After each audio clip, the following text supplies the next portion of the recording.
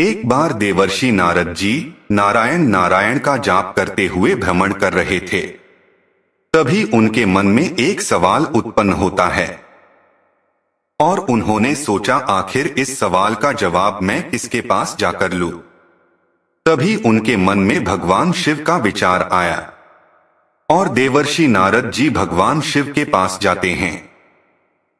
भगवान शिव उनको अपने पास आया देखकर उन्हें कहते हैं, आइए देवर्षि नारद जी, आपका स्वागत है।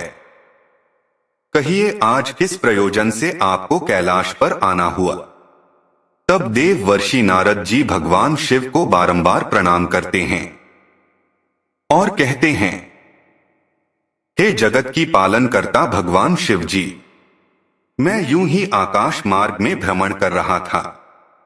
तभी मेरे मन में एक सवाल उत्पन्न हुआ और मैं उसी सवाल के उत्तर पाने के लिए आपके पास आया हूं। केवल आप ही इस प्रश्न का उत्तर दे सकते हैं। तब भगवान शिव जी कहते हैं, कहिए देवर्षि नारद जी, आखिर ऐसा कौन सा सवाल है जो आपको मेरे पास लेकर आया है। तब देवर्षि नारद जी कहते हैं, हे प्रभु, मेरे मन में यह प्रश्न उठ रहा है कि मनुष्य को किस पाप के वजह से उसका समस्त धन नष्ट हो जाता है। आखिर ऐसा कौन सा काम है जिसको करने से अमीर व्यक्ति भी गरीब बन जाता है। हे प्रभु, मुझे विस्तार से बताइए। तब भगवान शिव जी कहते हैं, हे देवर्षि नारद जी, आपने समस्त मानव जाति की कल्याण के लिए बहुत ही उत्तम प्रश्न किया है। हे देवर्षि नारद जी, मैं इसका जवाब आपको एक कथा के माध्यम से दूंगा। आप इस कथा को पूरा जरूर सुनिएगा। तब देवर्षि नारद जी कहते हैं, ठीक है प्रभु, आप मुझे उसे कथा को कहिए, मैं उसे ध्यान से पूरा जरूर सुनेगा। तब भगवान शिव उसे कथा को कहना प्रारंभ कहते हैं। हे देवर्षि नारद जी, एक समय की बात है। लालपुर नाम के एक गांव में सुखदेव नाम का दरिद्र ब्राह्मण अपनी पत्नी और अपने एक बेटे के साथ रहता था। बहुत गरीबी में वो जैसे तैसे अपना जीवन यापन कर रहा था। सुखदेव भगवान शिव को बहुत मानता था। मन ही मन हमेशा उनका नाम जपता रहता। तो वहीं ब्राह्मण की पत्नी बहुत ही ज्यादा धूर्त और लालची थी। वो हमेशा किसी न किसी बात को लेकर पति से झगड़ती रहती। ब्राह्मण की पत्नी ब्राह्मण से कहा कि इस गांव में तो हमें कोई भिक्षा भी नहीं देता, आप दूसरे गांव में जाकर भिक्षा ही क्यों नहीं मांगते। इस तरह दरिद्रता में हम कब तक जिएंगे। ब्राह्मण ने उत्तर दिया कि मैं अपनी तरफ से कोशिश तो करता ही हूं। अब अगर मेरी किस्मत में ही सुख नहीं है तो मैं क्या करूं। ब्राह्मण की पत्नी बोली, आपकी बातें खाली बड़ी बड़ी निकलती हैं, करने के नाम पर कुछ नहीं। घर में बैठकर क्या करेंगे, जाओ बाहर और कुछ कमा कर लाओ। रोज रोज ब्राह्मणी के झगड़े और तानों से तंग आकर एक दिन वो अपना पोथी पत्रा उठाकर घर से दूसरे गांव चला गया। उस गांव में जाकर भगवत कथा सुनाने का प्रयास किया, लेकिन कोई उससे कथा सुनने को तैयार था। ऐसे में दुखी होकर वो वापस अपने गांव लौटने लगा।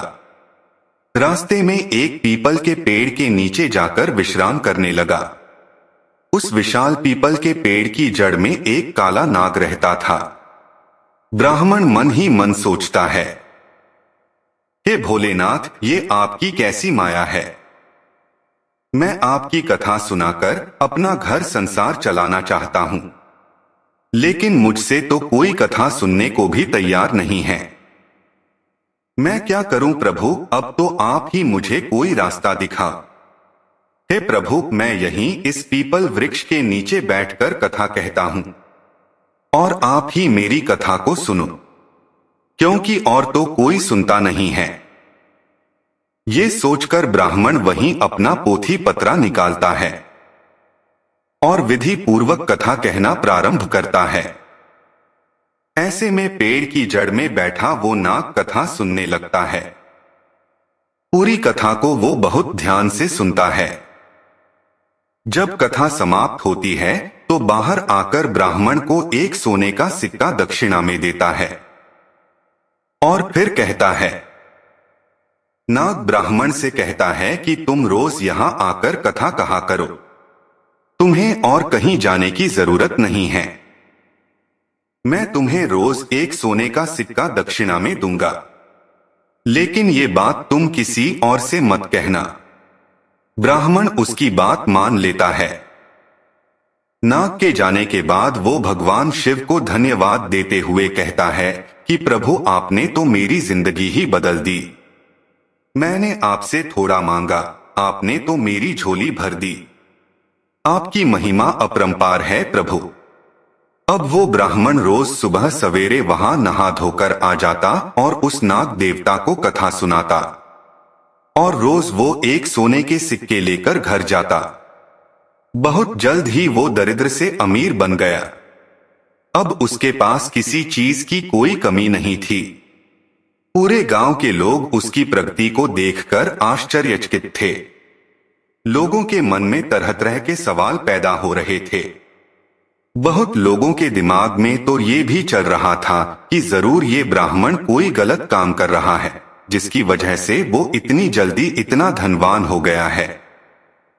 अब लोग ब्राह्मण की पत्नी से सवाल करने लगे। पड़ोसन ने पूछा कि तुम्हारे पति के पास इतना धन कहां से आ गया है? आखिर ऐसा कौन सा काम करने लगा है वो? ब्राह्मण की पत्नी बोली, वो दूसरे जगहों पर जाकर कथा सुनाते हैं, उसी से उन्हें जो धन मिलता है वो ले आते हैं। पड़ोसन ने आश्चर्य से कहा, कथा सुनाने के लिए इतना धन भला कौन देता है? अब तो उसकी पत्नी के मन में भी कई सवाल उठने लगे, तो वो पति से पूछने लगी कि इतना धन आपको कौन देता है? लेकिन ब्राह्मण से तो नाग देवता ने किसी को कुछ बताने से मना किया था, इसलिए वो कुछ नहीं बताता। लेकिन उसकी पत्नी तो उसके पीछे ही पड़ गई। वो हर जिद करने लगी जिससे ब्राह्मण सोने के सिक्के के बारे में उसे बता दे कि वो कहां से आता है। ऐसे में एक दिन ब्राह्मण विवश हो गया और उसने धीरे से पत्नी को नाग के बारे में सब बता दिया। अब तो उसकी पत्नी के मन में काफी ज्यादा लालच आ गया। उसने सोचा कि जरूर उस पीपल के पेड़ के नीचे को खजाना है, जहां से वह नाग सोने की मुहर लेकर देता है। अगर उस नाग को मार दिया जाए तो पूरा खजाना मिल सकता है। इसलिए ब्राह्मणी ने अपने पति को खाने में नशे की दवा मिला दी, जिससे सुबह को उसकी नींद ही नहीं खुली और उसने अपने जवान बेटे को उठाकर कहा। ब्राह्मण की पत्नी अपने बेटे से कहा, सुनो बेटा, वहां पीपल के पेड़ के नीचे रोज तुम्हारे पिता कथा कहते हैं, जिसे सुनने के बाद एक नाग सांप आकर उन्हें सोने का सिक्का देता है। उस पीपल के पेड़ के जड़ में जरूर कोई खजाना दबा हुआ है। तुम वहां जाकर कथा कहो, और जब कथा समाप्त होने पर वो सर्प तुम्हें सिक्का देने आए तो उसे मारकर उस पेड़ के नीचे से पूरा खजाना निकाल कर ले आना। बेटे को भी लालच आ गया और वो पोथी पत्रा लेकर उस पीपल के पेड़ के नीचे जा पहुंचा और जाकर कथा कही। जब नाग देवता सिक्का लेकर उसे देने आए तो उसने नाग पर फावड़े से प्रहार कर दिया, जिससे नाग का पूंछ कट गया और वो किसी तरह बचकर वहां से निकल गया।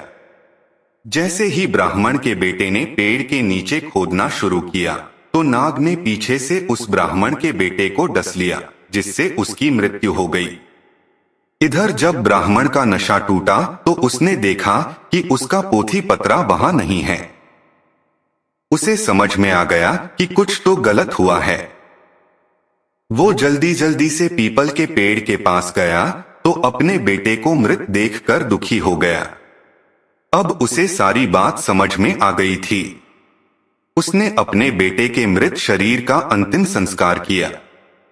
उसके बाद उसने अपनी पत्नी से कहा, ब्राह्मण ने अपनी पत्नी से कहा, मुझसे बहुत बड़ी भूल हो गई कि मैंने नाग देवता के मना करने के बावजूद तुमसे ये बात बताई। आज तुम्हारे लालच की वजह से हमारे पुत्र को हमने खो दिया।